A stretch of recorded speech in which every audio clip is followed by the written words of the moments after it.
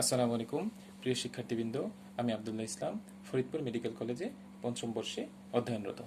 আজকে আমি তোমাদের সাথে যে বিজ্ঞান দ্বিতীয় পত্রের চতুর্থ অধ্যায় মানব শারীরতত্ত্ব, রক্ত এবং সংবহন, তার খুবই গুরুত্বপূর্ণ একটি টপিক কার্ডিয়াক চক্র সম্পর্কে আলোচনা করব ইনশাআল্লাহ। তো চলো আমরা আমাদের আলোচনা শুরু করি।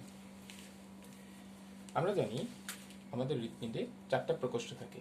বাম অলিন্দ, এটাকে বলে ডান অলিন্দ, নিচের দুটাকে বলে বাম ভেন্ট্রিকল এবং ডান ভেন্ট্রিকল বা বাম নিলয় এবং ডান নিলয়। আমাদের হৃৎপিণ্ড প্রতি মিনিটে 70 থেকে 80 বার পাম্প করে, অর্থাৎ হৃৎপিণ্ড প্রতি মিনিটে 70 থেকে 80 বার সারা দেহে রক্ত প্রবাহিত করে। হৃৎপিণ্ড একবার সারা দেহে রক্ত প্রবাহিত করতে হৃৎপিণ্ডের ভেতরে যেই ধরনের ঘটনা চক্রাকারে সংঘটিত হতে থাকে, এই ঘটনাগুলিকে একত্রে বলা হয় হৃৎচক্র বা কার্ডিয়াক চক্র। তো চলো আমরা এখন একটা কার্ডিয়াক চক্রের সময় সম্পর্কে জেনে নিই। আমরা বললাম যে প্রতি মিনিটে হৃৎপিণ্ড 70 থেকে 80 বার পাম্প করে।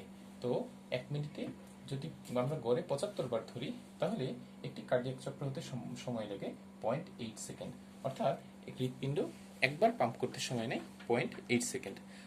তাহলে আমরা আমাদের কার্ডিয়াক চক্রের মধ্যে যে চারটা ঘটনা শুনবো, এই চারটা ঘটনার স্থায়িত্ব কাল হবে 0.8 সেকেন্ড। এখন আমরা দেখি একটা হৃদচক্র বা কার্ডিয়াক চক্রের মধ্যে কি কি ঘটনা ঘটে। সবার প্রথমে আমরা শুরু করব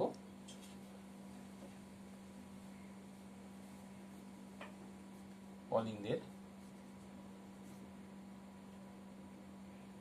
ডায়াস্টল।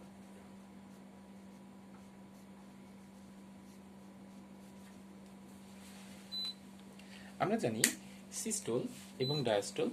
সিস্টোল মানে হচ্ছে হৃৎপিণ্ডের সংকোচন এবং ডায়াস্টল মানে হচ্ছে হৃৎপিণ্ডের প্রসারণ। যখন অলিন্দ সংকুচিত হয় তখন সেটাকে আমরা বলি অলিন্দের সিস্টোল। যখন অলিন্দ প্রসারিত হয় তখন আমরা সেটাকে বলি অলিন্দের ডায়াস্টল।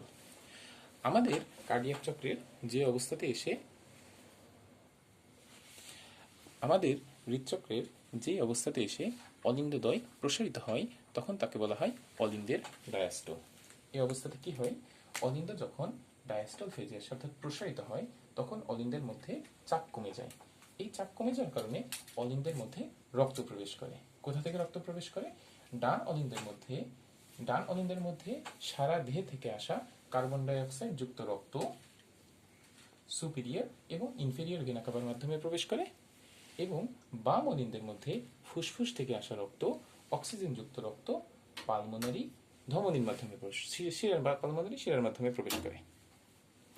তাহলে অলিন্দদ্বয় যখন ডায়াস্টল ফেজে থাকে অর্থাৎ প্রসারিত হয়, তখন ডান অলিন্দের মধ্যে কার্বন ডাইঅক্সাইড যুক্ত রক্ত সুপিরিয়র এবং ইনফেরিয়র ভেনা কাভার মাধ্যমে আসবে, এবং বাম অলিন্দের মধ্যে অক্সিজেনযুক্ত রক্ত পালমোনারি শিরার মাধ্যমে আসবে।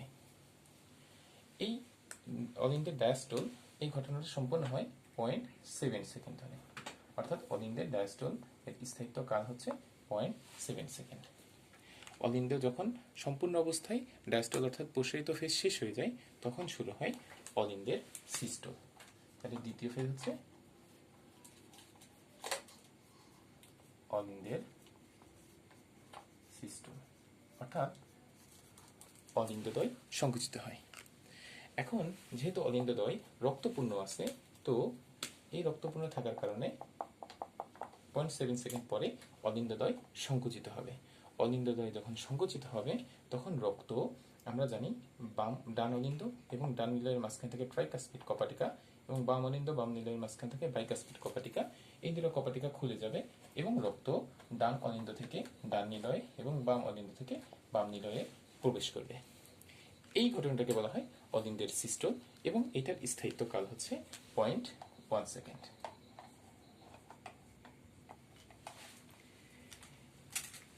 এই দুটি ঘটনা গেল অলিন্দের সিস্টোল এবং অলিন্দের ডায়াস্টল। এখন আসো আমরা দেখি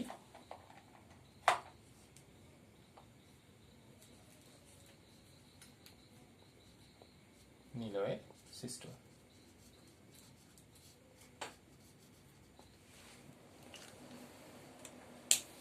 যখন অলিন্দের সিস্টোল হয় তখন এই নিলয়ের মধ্যে অলিন্দ থেকে রক্ত এসে পূর্ণ হয়ে যায়। অলিন্দের মধ্যে রক্ত পূর্ণ হওয়ার কারণে অলিন্দদ্বয়ের মধ্যে এখন প্রচুর পরিমাণে রক্তের চাপ বেড়ে যায় এবং এই রক্তের চাপ বেড়ে যাওয়ার কারণে ডান অলিন্দ রক্তকে সারা দেহের ডান অলিন্দ রক্তকে পালমোনারি ধমনির মাধ্যমে হৃৎপিণ্ডে পৌঁছে দেয়, ফুসফুসে পৌঁছে দেয় এবং বাম অলিন্দ রক্তকে এওয়ার্টার মাধ্যমে সারা দেহে পৌঁছে দেয়। মানে নিলয়ের যখন সিস্টল হয় তখন ডান নিলয় রক্তকে পালমোনারি ধমনির মাধ্যমে ফুসফুসে পৌঁছে দেয় এবং বাম নিলয় রক্তকে মহাধমনী বা এওয়ার্টার মাধ্যমে সারা দেহে পৌঁছে দেয়। এই সময় একটা বিশেষ ঘটনা ঘটে, এটাকে বলা হয় নিলয় সিস্টল। এই সময় একটা বিশেষ ঘটনা ঘটে, ঠিক রক্ত যখন নিলয়ের মধ্যে পূর্ণ অবস্থায় থাকে, এখনো সংকুচিত হয়নি, ঠিক তার আগের অবস্থাতে এই বাইকাস্পিড এবং ট্রাইকাস্পিড এই দুটি কপাটিকা সজোরে বন্ধ হয়ে যায়। যেন যখন সিস্টল হবে তখন রক্তটা পেছনের দিকে আবার ফিরে না যেতে পারে। এই যে বাইকাস্পিড এবং ট্রাইকাস্পিড কপাটিকা সজোরে বন্ধ হয়ে গেল, তখন একটা বিশেষ শব্দ পাওয়া যায়। এই শব্দটাকে অনেকটা শুনতে লাভ এমন শুনতে মনে হয়। তাহলে লাভ এই শব্দটা পাওয়া যাবে নিলয়ের সিস্টলে। সবশেষে আসে নিলয়ের ডায়াস্টল। আচ্ছা, আমরা এখানে একটা কথা বলতে ভুলে গেছি যে নিলয়ের সিস্টল এটা সংঘটিত হয় হচ্ছে 0.3 সেকেন্ড ধরে। নিলয়ের সিস্টল সংঘটিত হয় 0.3 সেকেন্ড ধরে। এরপরে আসে নিলয়ের ডায়াস্টল।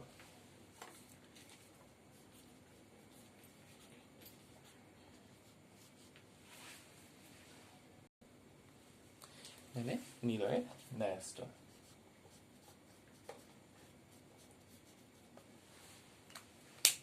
নিলয়ের ডায়াস্টল মানে হচ্ছে নিলয়দ্বয় প্রসারিত হবে, অর্থাৎ যেই ফেজে নিলয়দ্বয় প্রসারিত হবে এবং এই ডান অলিন্দ এবং বাম অলিন্দ থেকে রক্ত বাম নিলয় এবং ডান নিলয়ে প্রবেশ করবে, এটাকে বলা হয় নিলয়ের ডায়াস্টল। নিলয়ের ডায়াস্টল ফেজে নিলয়দ্বয় প্রসারিত হয় এবং রক্তসমূহ ডান অলিন্দ থেকে ডান নিলয় এবং বাম অলিন্দ থেকে বাম নিলয়ে প্রবেশ করে। এই ঘটনাটার সময়কাল হচ্ছে 0.5 সেকেন্ড। এখানে একটা বিশেষ ঘটনা ঘটে, যখন নিলয়ের প্রসারণ বা ডায়াস্টল ফেজ শুরু হয়, ঠিক তার আগে ফুসফুসীয় মহাধমনী অর্থাৎ পালমোনারি ধমনী এর গোড়ায় থাকা একটা সেমিলুনার কপাটিকা এবং সিস্টেমিক মহাধমনী বা এওয়াটার গোড়ায় থাকা একটা সেমিলুনার কপাটিকা সজোরে বন্ধ হয়ে যায়। তখন একটা বিশেষ ধরনের শব্দ শুনতে পাওয়া যায়, সেটাকে বলা হয় দাব। আমরা এভাবে মনে রাখতে পারি, ডায়াস্টলে পাবো ডাব এবং সিস্টলে পাবো লাভ। তাহলে এর মাধ্যমে আমাদের পুরো যে কার্ডিয়াক চক্র, এই চক্রাকারে ঘটনাগুলো সম্পন্ন হলো। তাহলে একটা কার্ডিয়াক চক্রতে অলিন্দের ডায়াস্টল হবে, অলিন্দের সিস্টল হবে, নিলয়ের সিস্টল হবে, নিলয়ের ডায়াস্টল হবে। ধন্যবাদ সকলকে।